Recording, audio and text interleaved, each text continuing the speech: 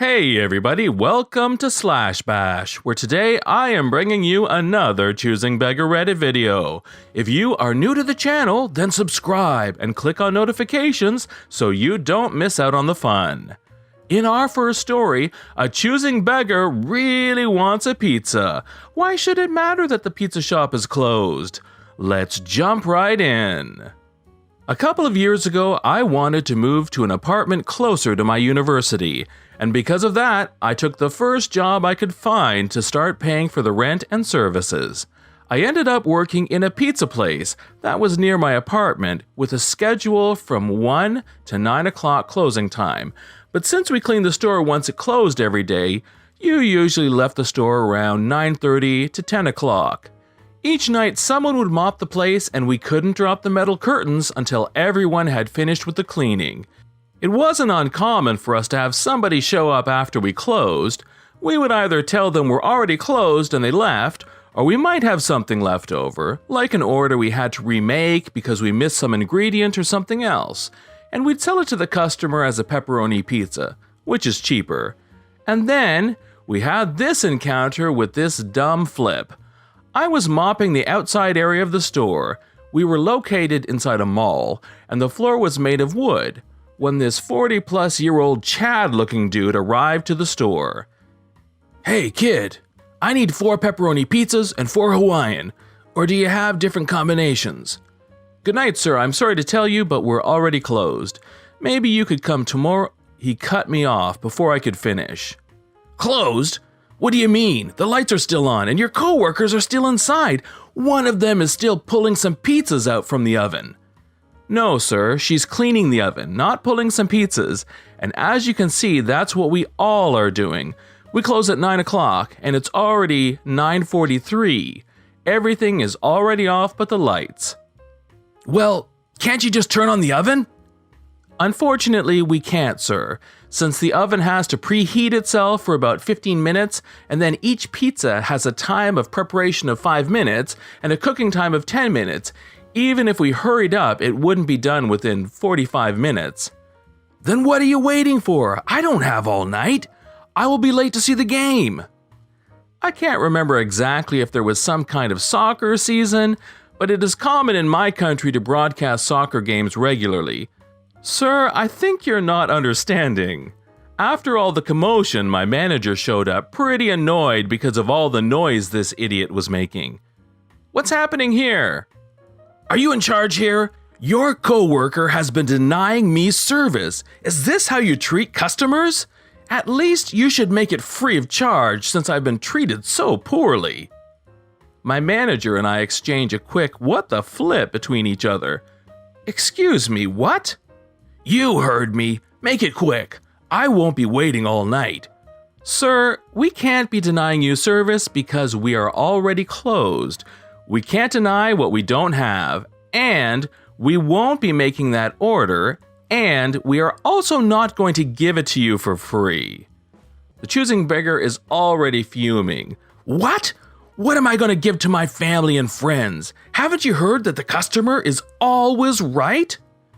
Since you weren't expecting to pay, you're not a customer. Next time, plan ahead before your meeting instead of harassing my employees. "Corporate is going to hear about this." He left, storming off, leaving us all dumbfounded in the store.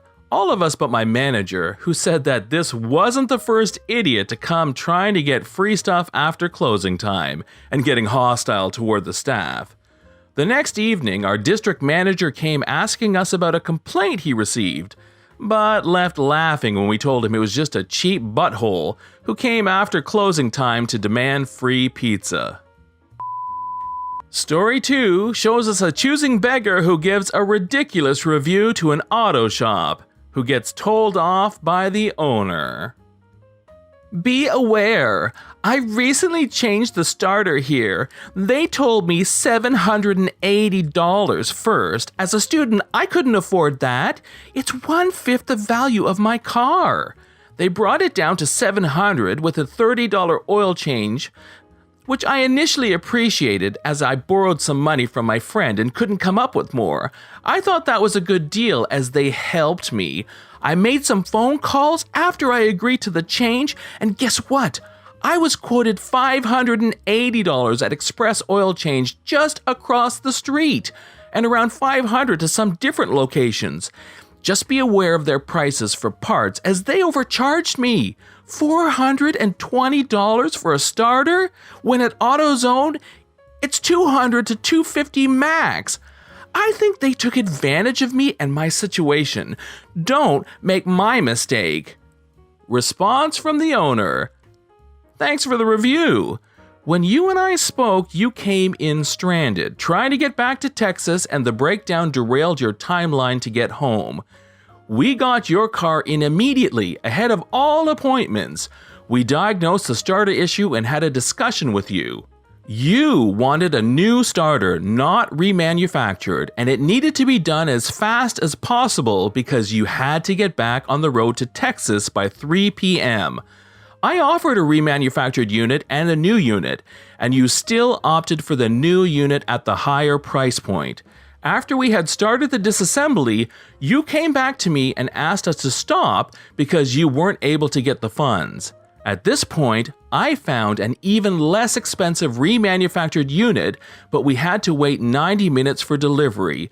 You declined again because the value difference between this unit and the less expensive unit did not make financial sense. You asked me if I could accept PayPal as payment, and while this is not an actual way I can take payment, I agreed. In my mind, I understand what it is like to be stranded out of town, and I wanted to provide the least amount of resistance to get you on the road.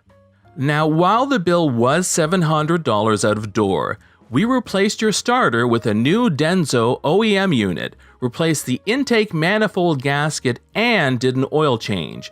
If we break down the cost, $700 less sales tax of $45.79, less intake manifold gasket of $54.99, less oil change of $24.95, and less disposal fees of $5, your new starter actually cost you $569.27.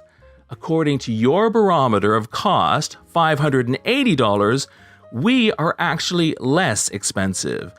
To your point about AutoZone being very cheap, the closest AutoZone to us is in blank, about 10 miles away. They do offer a cheaper starter in their Value Craft brand. However, it is not in stock and would be 2 days to receive it. I called this morning to check. We do not buy Value Craft parts, so I wanted to educate myself to potentially offer a more informed decision to the next customer. I am not sure what I could have done better for you in this situation. Your actual requirements were 1. The highest quality part available, 2. As fast as possible, 3. The cheapest price in town. In nearly all cases, it is impossible to accomplish all of this. Interestingly enough, we did do it for you. Let's not forget, I accepted a payment option that I have no idea how I'm going to get the funds out of. I left the shop in my personal car to pick up your starter because there was an accident on I-295 and the driver was stuck in gridlock, and I gave you the La Croix out of my lunchbox because you were here for 3 hours with no food. While I am sorry to read you thought this experience was not worth it, it is clear I would have never pleased you no matter what. If you were forthright that you were a student and the only thing that mattered was cost, I could have provided a much cheaper price if I would be allowed the proper time. It is not possible to do what you actually wanted in 3 hours. In our final story, a choosing beggar who is going around scamming money from people should at least come up with some new material. I used to take the bus every day to and from school. I saw or met many characters during that time. One day I was sitting waiting for my bus when Choosing Beggar sat down next to me. "Hey, do you have a second?" Sure. "I feel really embarrassed to ask this, but I'm trying to get home for my kid's birthday today. I had bought a ticket and must have dropped it or something because I can't find it anywhere. I was just hoping you might be able to help me out so I can get home." I legitimately felt sorry for this guy. He was really selling it. I pulled out my wallet. I don't carry much cash usually, though, unfortunately. I have $5, that's all I have on me, but you're welcome to it. I pull out the $5 to hand it to him. He just looked at it. The bus back home is actually $25. Do you have anything more? Sorry, unfortunately this is all I have. How am I supposed to get home? My kid is expecting me today. He is going to be disappointed if I'm not there. Maybe you can go to the ATM or something. I was almost in tears. I felt so bad for this guy and his kid. I'm so sorry. This is all I have, I swear. Well, thanks, I guess. Maybe I can get the rest from someone else. Hopefully someone else is a little bit more generous. He took my $5 and went off to talk to someone else. My bus had just arrived, so I boarded, still feeling bad. Cut to 1 week later. I was waiting for the bus once again when I saw a choosing beggar walking towards me. I was just about to ask him if he was able to make it home last week when he sat down next to me. Hey, do you have a second? Maybe he didn't recognize me. Hey, yeah, sure, how? I was about to ask him again when he cut me off. I feel really embarrassed to ask this, but I'm trying to get home. I had bought a ticket and must have dropped it or something because I can't find it anywhere. I was just hoping you might be able to help me out so I can get home.